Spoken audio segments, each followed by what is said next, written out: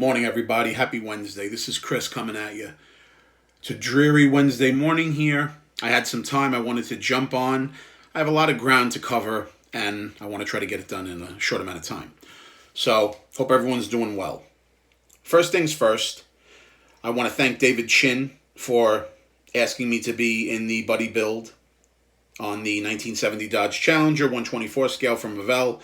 It's the TA. It's the Street Burner series. I know several builders who built this kit already. I heard it's a great kit. No fit issues, no nothing major. So far, the kit's gone together very well. I have no complaints at all. So I want to thank everyone for sharing their stories on the video. I guess you could say it's a challenge on how modeling came into your life, or maybe how modeling left your life and came back to it. I know some people have done the challenge a while ago, and I wanted to just kind of retouch on it. And I want to thank David because he actually kind of gave me the idea to maybe mention it on my channel.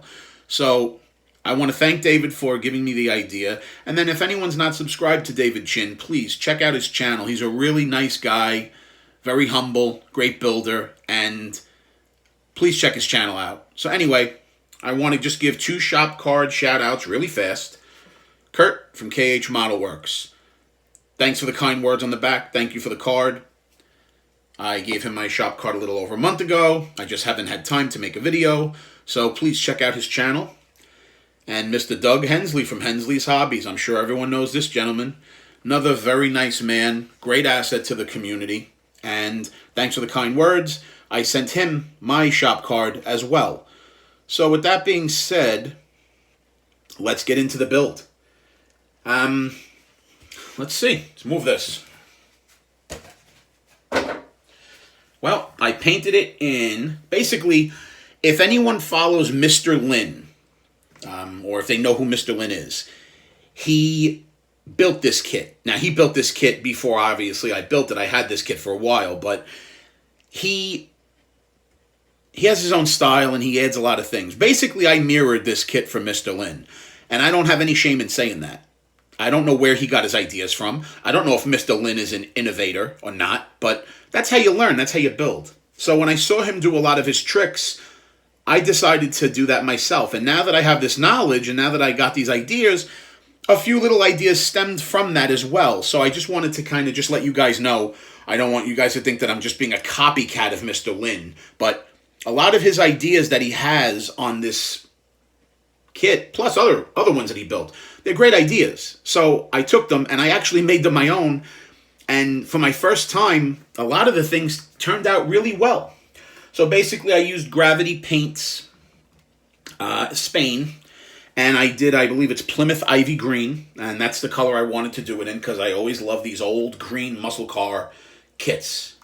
Muscle cars in general. I guess in the 70s and the early 80s, it was a very common color to see. So I love it. I cleared it yesterday with Tamiya LP9, and I leveled it with Mr. Leveling Thinner. It doesn't have a 2K shine. That's okay. I still have to polish it out and buff it out yet.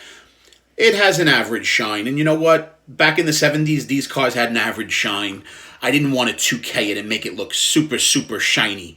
So I'm going to polish it in the next couple of days, and then I should be on to my second video.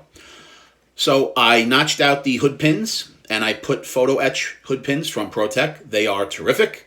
If anyone hasn't used them or is thinking about it, please use them. They're great. Also, the little sprinklers for the windshield wipers. Those are from Top Studio, which I've used before. So I drilled those out and put those in there. Little side view mirrors sitting there. It's all cleared. And basically what I did was, if you can see on the sides, I put the little bolts for the fender bolts on both sides of the car for realism.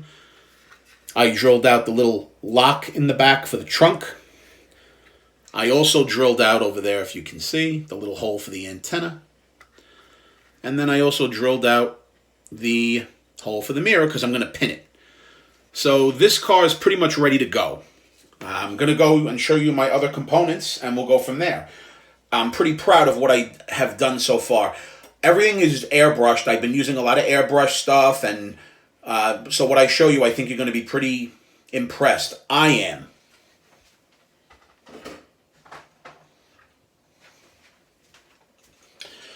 All right. I picked out the brake lines. I used the Tester's lacquer. It's like a bright silver. It comes in a little jar. I used a finely sharpened toothpick. And basically, I picked out all the lines. I didn't want the lines to be super, super bright. So what I did was after it dried, and it dried pretty quick because it's lacquer. After it dried, I just went over the silver with a pencil just to tone it down a little bit, and it gives it more of a metal look, and I think it's much more convincing and realistic. And I got to say, it's turned out really well. I'm very, very happy with the results. I airbrushed the gas tank, and I put a very, very slight Tamiya panel line wash just on the inside recesses. You can barely notice it, but I didn't want to just leave it raw metal. So that takes care of that. Next, the engine. I used Tamiya black and dark brown panel line wash. It's wired up, as you can see in the back. It's all wired up, ready to go. And I like the contrast in the engine because I dirtied it up and it kind of looks like a dirty, almost like a terracotta orangey. It's really cool looking. And again, basically this engine kind of looks the same as like what Mr. Lin did. But I liked what he did. So that's that. The air cleaner, which is nice. You can really see the difference in the contrast as far as the color of the orange. I wanted the air cleaner to stand out, and it does. I put the decals on it. I painted the outside surround of the air cleaner to me a flat black. So that's all ready to go. Very happy with that. My master cylinder. I drilled out the little tiny holes there, so when I button the car up, I'm going to run my little brake lines, but I put black and brown Tamiya wash on it, the panel line wash, and it really looks good. It gives it like a weathered metal look, which I wanted. I didn't want to do shiny, shiny. The K-member's all ready to go. I made the little bottom pieces right there. I guess they're the bottom of the bars by the axles. I made those silver. I put a Tamiya panel wash in those. That's all ready to go. The exhaust turned out really, really well. I used 3 different colors paints. I used Alclad for the first time. So the exhaust tips are Alclad chrome. Turned out nice. The mufflers themselves are Tamiya gunmetal. And then the rest of the exhaust, I used the Tamiya bare metal silver. And basically, I put a flat coat over that. So once I put a flat coat over that, I wanted to put a Tamiya panel wash to make it look a little heat stained. So I put a little wash on the mufflers over there, where the clamps are. Over here, you could see right where the bends would be, anywhere where heat would go. And it turned out really well. I didn't airbrush the heat staining. I just lightly took it with the brush from the panel line washes, let them dry, mixed them up, and the effect is really good. I drilled out the holes, so when I'm ready, I'm going to put a little black craft paint in there, so the exhaust is ready to go. Looks terrific. I'm very happy with that. All right, the interior. The interior turned out great. It's all flocked. I put the seatbelts in, and I made the seatbelts look jagged. I don't like when seatbelts look normal and straight. You know, to me, it doesn't look realistic. These just look like someone got out of the car and just kind of threw them on the seats, and they have little bends and pleats and pinches, and I like it. I did the console in Tester's flat rust, and basically I took most of the paint off of it, and I dry brushed it against the black, and then I took the Tester's lacquer again on a finely sharpened toothpick, and I just went around the chrome trim on the console. Looks really good. The door panels turned out great. I even did the fake wood graining on the doors, and I went across them again.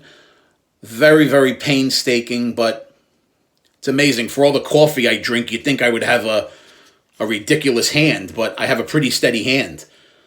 So that turned out really well. I'm very happy with the interior.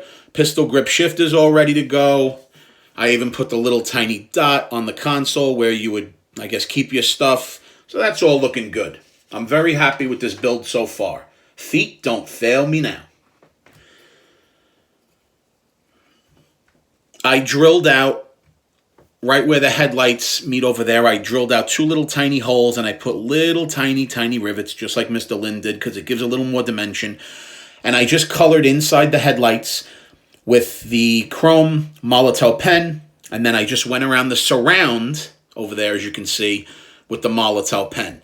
Now, the Challenger logo that's right in the grill, I actually have photo etch pieces coming for that kit. So I have a little tiny Challenger photo etch emblem. So I'm going to put it over there just because I like photo etch and it's going to be a little different. So that's something that Mr. Lin didn't do. But there's a couple of things that I wanted to just kind of add, and I got from Mr. Lin's idea and just took it a step further. I put the little photo etch radiator cap on it, which Justin from J Hart Model Works turned me on to. It really adds a lot of dimension to it, so that's cool. The taillight bar. If anyone built this kit, they know the taillight bar on this kit, it's just all clear. And on the real car, that's not how it is. The real car, each side is red, and then in the center, where it would read Dodge, it's silver, and then on the outer parts of that, it's white.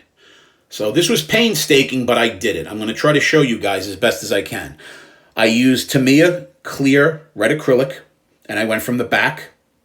And then what I did was in the center, I just used basically a silver Sharpie marker from the back. And then I went over that after it dried with white Testors acrylic paint. And I used a fine makeup brush, a really tiny disposable one.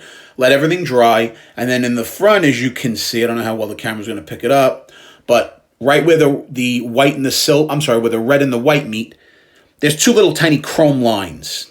That's how the factory is.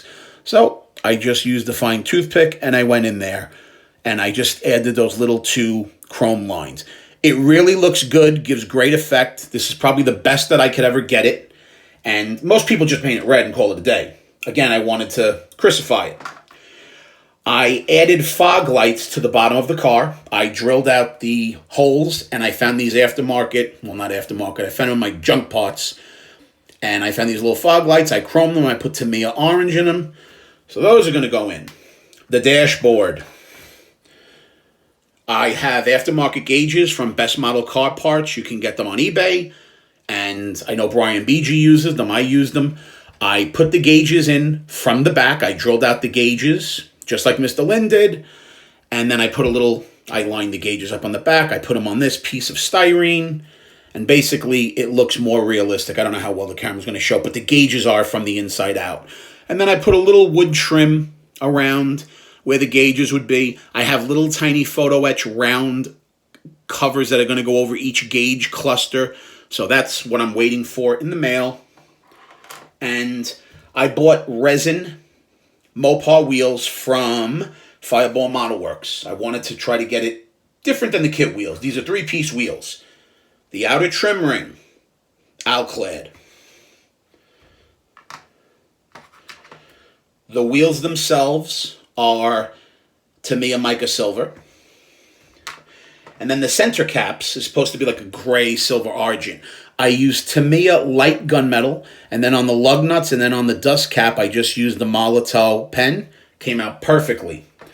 And then I also, in the wheels, they come with wheel backs. And they have brake detail. So these were painted dark gunmetal, and then I hit them with a black Tamiya panel wash. I also drilled out in the trim rings the little holes for the valve stems. I have the ProTech valve stems here. They're all ready to go. They're flat black. They're all pretty much taken care of. So that's where I am at this point. I just want to show you one other mail call that I got.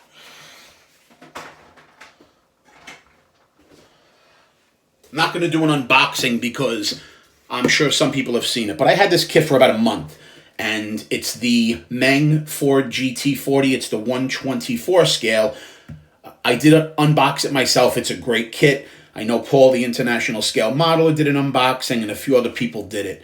So I know that the larger scale was built. I just wanted to show you guys that I got the smaller scale. Don't know when I'm going to build it, but I do have colors in mind.